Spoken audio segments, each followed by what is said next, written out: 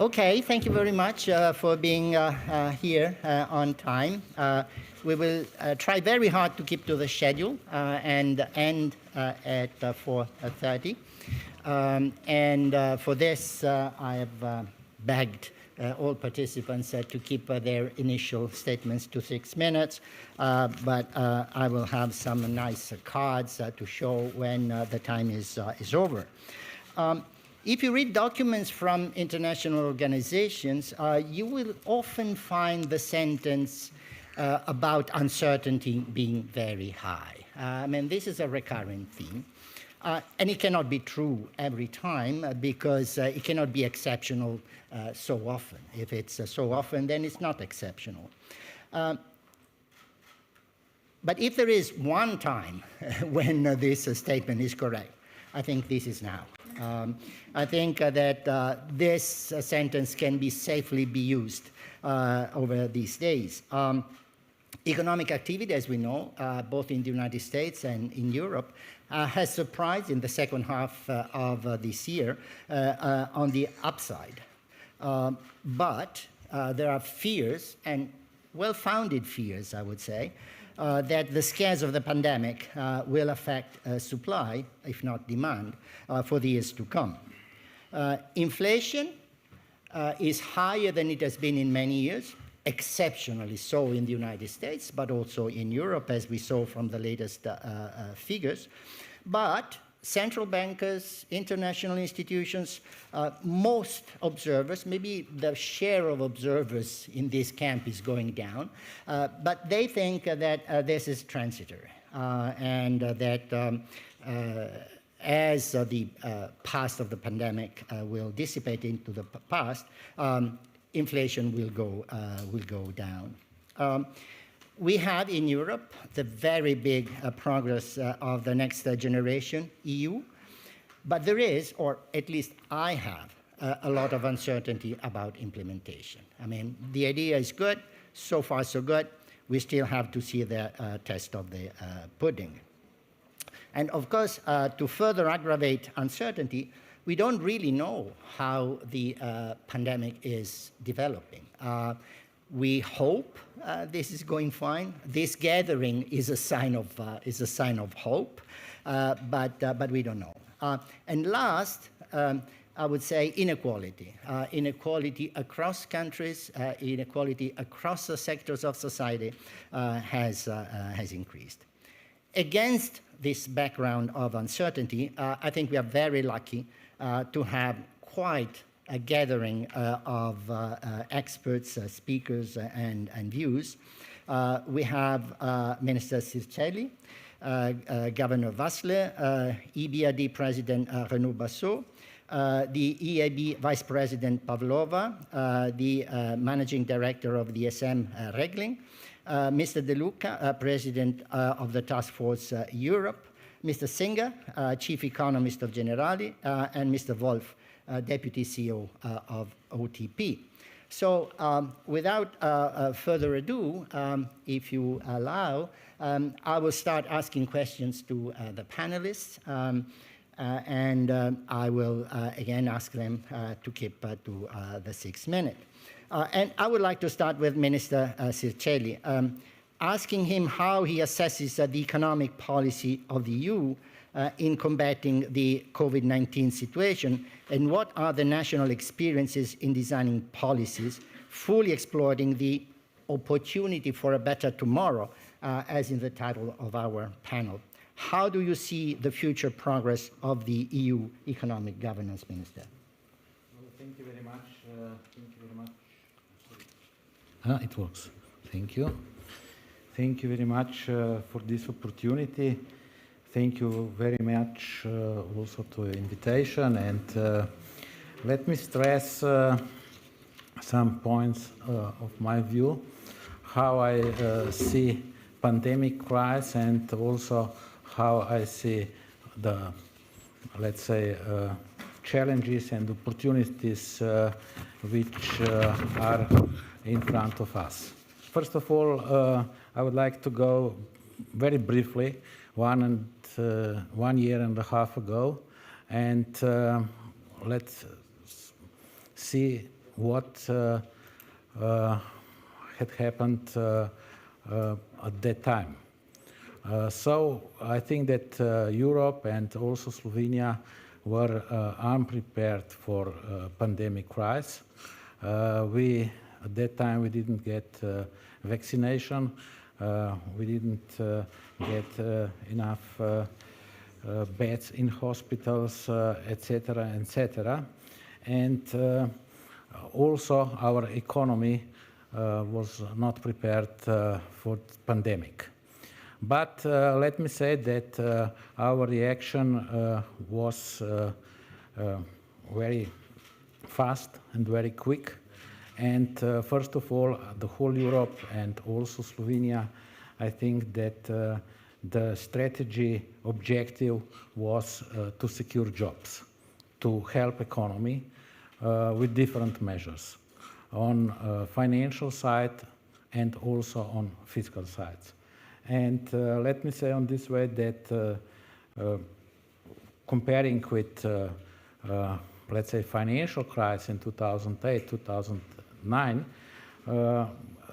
that time, in pandemic crisis, fiscal and monetary policy works hand in hand, and so we secure jobs and also reaction of monetary policy was a little bit different. On the other hand, of course, we've got macroeconomic results, let me say on this way. It means that debt increased in one way, and also deficit in all countries also increased. And of course, in general, that is not for the economy. But we've got vaccination, so we've got a medicine, and this is the most important thing. And the most important thing is also for economy that now we are open, and we have to do the best in medical sector to continue with this. Also here, I would like to mention different countries, and vaccination ratio is different in all over the Europe, and of course I would like encourage these states which vaccination is not so good to encourage vaccination for the people. But let me go back to the economy, and I think that recovery and resilience plans which adopted European Commission, and which is now in implementation phase, is also a unique measure, which shows, let's say, also, let's say, some policies which happened the first time in Europe. It means that we started with sustainability finance in one way, and on the other way, in Europe, the first time we have, let's say, we have a new value. It means solidarity, and of course, it is good for Europe, and this is also good for all the countries. What is also very important, that in this recovery and resilience plans, we've got targets, so the targets are very clear. Green targets, digital targets, and reforms. And we have to do these reforms in all the countries. If I would like to mention Slovenia, I mean special reforms on health sector and reforms in pension sector. It is very important for us, and I think that each crisis, of course, has also some possibilities and opportunities, and I think that we could be at the end of this crisis, at the end of pandemic stronger, more competitive, and also I think that also we can compare with other continents and other economies in our globe. Thank you. Thank you very much. I would take one point you said that unlike during the financial crisis, monetary policy and fiscal policy worked in unison, worked together. And this was to a large extent possible because inflation was well behaved in the period. And the ECB recently reaffirmed its policy in the conviction that inflation will continue to be well behaved. What I would ask from Governor Vasle is how solid is these expectations? What are the variables that we should look at to see whether indeed this conviction, which is critical, is indeed prevailing into the future? Good afternoon to everybody, and thank you very much for your question. Before I answer, allow me just a few words to thank the organizers, first of all, for preparing the panel with the economic topic, which is of course crucial when we are thinking and talking about the future of Europe, and of course for inviting me into this distinguished panel to present my views. Now, regarding your question, the fact is that the data we are receiving now on a daily basis is showing that our economies are on the path of a strong rebound. And this rebound is, of course, possible only because of different policy response we prepared during this crisis. First of all, it was a very fast response. It was well coordinated between monetary policy, fiscal policy, and also part of structural policies. And of course, it was a bold one. So, as for the monetary policy, our role was to provide an ample liquidity to the all participants in the economy, meaning to the governments, to enable them to finance huge fiscal support, to the banking sector, which in turn provided liquidity to the companies and to the general public. So what we are seeing now is, at least in my opinion, an obvious sign that what we did was a correct step, and that we really avoided bad outcomes we witnessed during the previous crisis. Of course, there are still many risks regarding the health situation, and it's also, we must be honest, we still do not understand in full extent how the health crisis will translate into the real economy, what will be the long-lasting consequences. So that's why we still believe that our support measures are still essential, they're still needed, so we are not planning to remove them.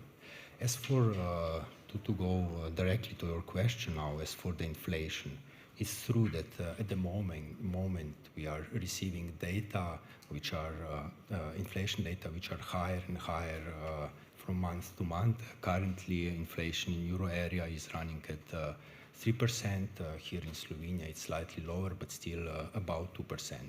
But looking slightly deeper into the data, our baseline scenario, most probably outcome is that this is a temporary shock to prices, and that price growth will fade out and will return to closer to 2% or even below 2%.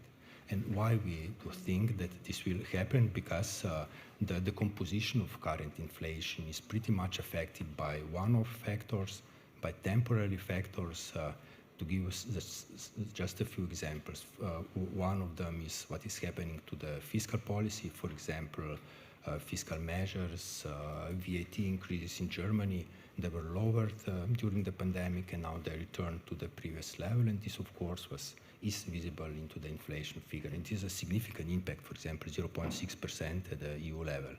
Then we do have we do have a contribution of energy prices, and again we are talking about the base effect, namely energy prices went down at the beginning of the pandemic crisis, and now they are returning to more normal levels. But in terms of measuring inflation, this is recorded as an increase in inflation.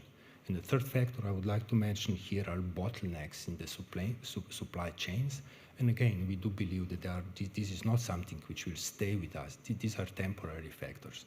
So putting all this together, our baseline still is that inflation will moderate throughout the year, by the end of the year, and that it will remain moderate in the medium period. However, we are not ignorant to the risks which are appearing or even getting stronger and stronger from quarter to quarter. And these risks are mainly related to the second round effects, or to put it more simply, to the labor market. At the moment, what is missing, of course, in the positive terms, for inflation to become permanent are the pressures from the labor market. We are still living in a situation where the wage increases are missing. So this is the main element for our current belief that inflation will get lower in the next months. But of course, as I said, this is one of the biggest risks at the same time. If the pressures will start to build on the labor market, if we will witness some increases on wages, it might happen that inflation will become more permanent.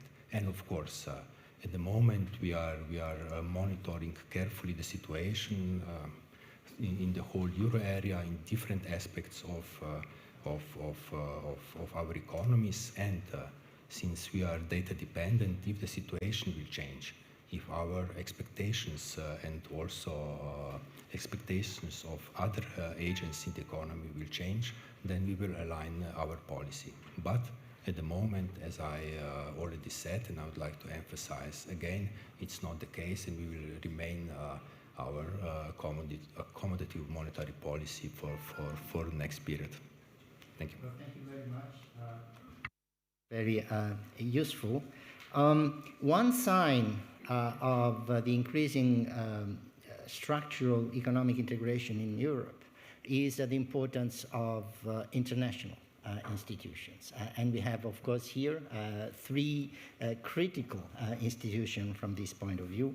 And I would start asking from the chair of the EBRD about a compositional aspect of the macroeconomic situation: inequality across countries, inequality within countries. The EBRD has stressed these points. And so how do you see the risk of a lopsided recovery? I mean, we have a lot of inequality already. That was further increased with COVID. If anything, we need to reduce it, and the risk is that it will further increase. So how do you see the situation, and what can the EBRD do, both across countries and across sectors?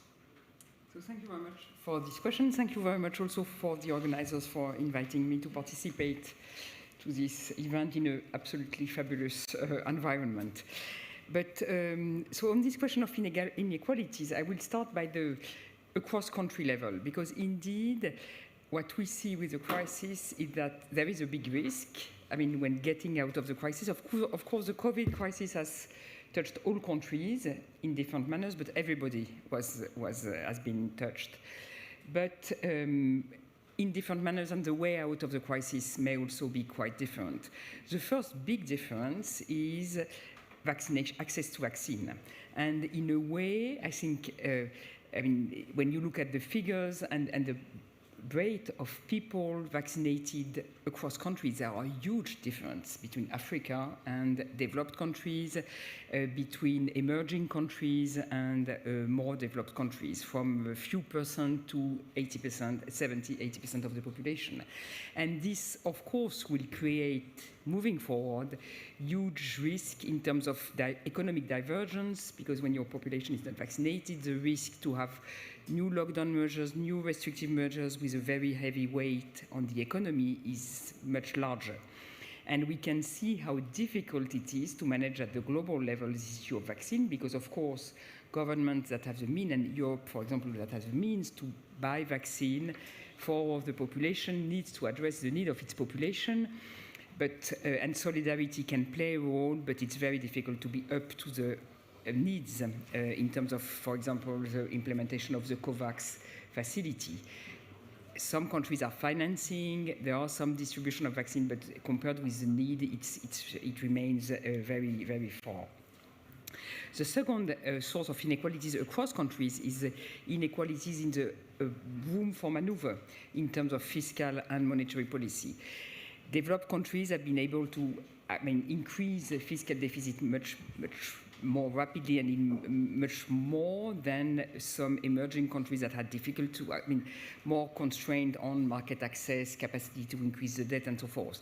And some countries are also, and we are listening about inflation risk, some countries are facing much higher inflation risk. For example, when you look at the situation in Turkey, with double-digit inflation for a long period, this is a much higher risk than in other areas. So that's the question of the margin of maneuver, also getting out of the crisis, the capacity to continue to support, for example, to keep fiscal support is very different across countries. Some countries were able to support their companies and SMEs, for example, in the first wave, first containment measures, but needed to get out quite quickly because of their debt level and so forth. And we see the cost of increase of cost of financing in some countries increasing quite substantially. Often it's not only due to economic factors, but also political. For example, you see the situation in Tunisia, in Belarus, I'm not talking about Lebanon, but countries like Montenegro also more under pressure in terms of cost of financing. The third inequality is about the structure of the economy. The impact of COVID, which was a very specific shock, differs very much depending on the economy. If you are a service economy or a country with high dependence on tourism, you are much more affected than if you are manufacturing. Manufacturing activity has rebounded much more quickly. Now I think is less risky. We can see even this summer tourism remain quite weak and subject to further risk, and services basically have been more touched. So we can see also the economic impact on very different depending on the structure of the economy, and this will remain with us. In this respect, I think that the European country situation has been quite favorable because of the solidarity aspect, which is, for countries weaker with higher dependence on tourism, for example, the impact on GDP has been higher, and then the solidarity package has kicked in with higher figures. So this has been extremely helpful, and not to mention also the solidarity on vaccine with a mechanism that, took a bit of time, but then worked very well, I think, and provided a sort of safe, a common approach and common access to vaccine. So this was for the across country, but looking forward in terms of for a multilateral institution like EBRD, it's a bit of a challenge, and I know this is a big concern also for the IMF and so forth, because also in the phase of when we will go into the phasing out of the monetary, for example, of the monetary stimulus, the impact of the phasing out can be quite different across countries, and some emerging countries, for example, may have more difficulties access to financing, access to foreign investment in relation with US tapering. If we look at inside country inequalities, this will become also a big issue, because the COVID situation has increased inequalities, and you see its impact is probably higher in emerging countries. We made a survey showing that in emerging countries, 3/4 of people had the impression, had direct impact of the COVID crisis on their way of life